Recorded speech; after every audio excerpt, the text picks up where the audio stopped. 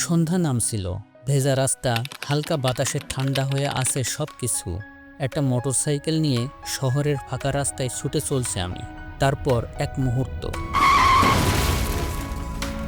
একটা বিকট শব্দ, সব অন্ধকার হয়ে গেল আমার চারিপাশ।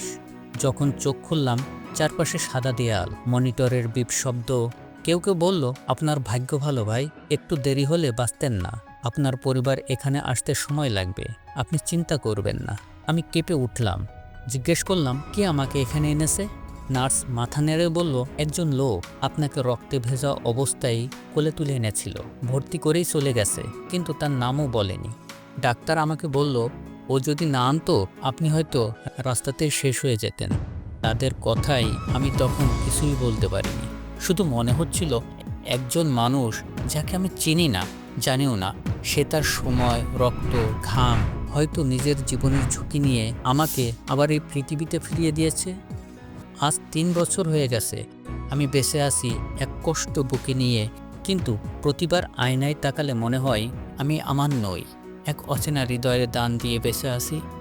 আমি এখনও খুঁজে ফিরি তাকে, রাস্তার মোড়ে, হাসপাতালে, এমনকি সোশ্যাল মিডিয়াতেও পোস্ট দিয়ে। কিন্তু তুমি কোথায়?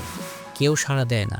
হয়তো সে কোথাও নেই, হয়তো আছে, কিন্তু আমি জানি যদি কোনোদিন দেখা হয় আমি শুধু একটাই কথা বলবো, ভাই, আমার মা আজও আমাকে দেখে হাসেন, কথা বলেন, শুধুমাত্র তোমার জন্য।